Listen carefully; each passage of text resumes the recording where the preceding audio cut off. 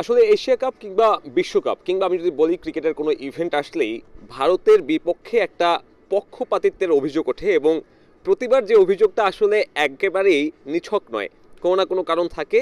ঠিক তেমনই একটা কারণ দিয়ে শুরু হলো এবারের এশিয়া কাপের যাত্রাটা। আপনারা যেমনটা জানেন, এতক্ষণে হয়ে গেছে এশিয়া কাপকে সামনে রেখে ৮ দলের ক্যাপ্টেন্স ফটোশ্যুট এবং শিরোপা উন্মোচন করার পাশাপাশি সেখানে একটা প্রেস মিটের আয়োজন করা হয়, যেটা হয়েছে দুবাই ইন্টারন্যাশনাল ক্রিকেট স্টেডিয়ামে। যদিও বা টুর্নামেন্টের উদ্বোধনী ম্যাচটা হবে সেই দুবাই স্টেডিয়াম থেকে ঠিক ১৩০ কিলোমিটার দূরে আবুধাবির জায়েদ ক্রিকেট স্টেডিয়ামে। অর্থাৎ একটা ইভেন্টের উদ্বোধনী দিনে ক্যাপ্টেন্স মিটের জন্য যে ম্যাচটাতে খেলবে যে দুটো দল অর্থাৎ আফগানিস্তান এবং হংকং, সেই দুই দলের ক্যাপ্টেনকে নিয়ে এতখানি পথ বাই রোড যাত্রা করে, যেখানে যদি গাড়ি ১৬০ স্পিডেও আপনি চালান সেক্ষেত্রে অন্তত আপনার সময় লাগবে ১ ঘন্টা ৪০ মিনিট।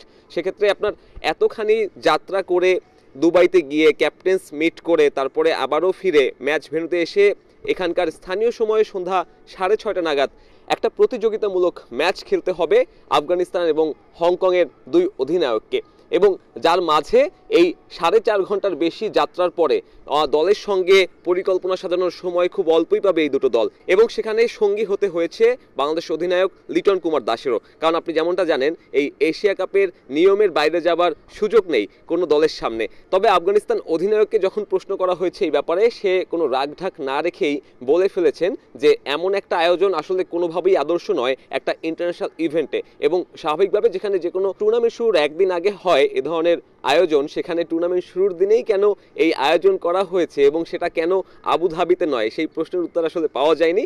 তবে রশিদ খানের ভাষায় এই আদর্শ নয় আয়োজনটা আসলে প্রভাব ফেলতে পারে তাদের পারফরমেন্সে।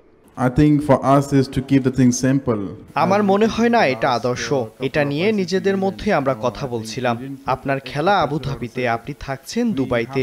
দুবাই থেকে আবুধাবি গিয়ে ৩ ম্যাচ খেলতে হবে, এটা একেবারেই আলাদা। পেশাদার ক্রিকেটার হিসেবে আমাদের এটা মেনে নিতে হবে।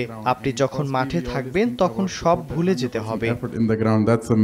অন্য ব্যবস্থা করতে পারতো এসিসি, যেমনটা এই বাই রোড না গিয়ে হয়তো তাদেরকে উড়িয়ে নেওয়া যেত এই আবুধাবি থেকে দুবাইতে, কিংবা ফিরে আনা হতো, সেভাবে হয়তো ধকলটা কম লাগতো। তবে এসিসি কিন্তু সে ধরনের কোনো পদক্ষেপই নেয় নাই। ধারণা করা হচ্ছে শুধুমাত্র যেহেতু ভারতীয় ক্রিকেট দল দুবাইতে অবস্থান করছে, তারা দুবাই আইসিসি একাডেমিতে প্রস্তুতি নিচ্ছে গত ৪ তারিখ থেকে, সেই ভারতের যাত্রার ধকল এড়াতেই আসলে এ ধরনের সিদ্ধান্ত নেওয়া হয়েছে। এবং শুধুমাত্র ভারতের জন্যই আসলে এই যে ৪ দলের অধিনায়ককে এই আবুধাবি থেকে বাই রোডে ৪.৫ ঘন্টার একটা জার্নির যে ধকল, সেই জার্নির ধকল শেষে তাদেরকে সেই দুবাইতে গিয়ে ক্যাপ্টেন্স মিটে অংশগ্রহণ করতে হয়েছে। এবং লিটন কুমার দাসের জন্য আসলে একটা ব্যস্ত সূচি আজকে, কারণ এখানকার স্থানীয় সময় ১টা নাগাদ আসলে ওই আয়োজন শেষ হয়েছে। এরপরে আবার বেলা ৪:৩০ নাগাদ তাদের প্রথম অনুশীলন হবে এই আবুধাবির ওভাল গ্রাউন্ডে। অর্থাৎ লিটন কুমার দাসের সামনে আসলে খুব বেশি সময় নেই এই ধকল এড়িয়ে। বাংলাদেশ দল এবং লিটন কুমার দাস কেমন প্রস্তুতি নেয় সেটা একটা বড় প্রশ্ন।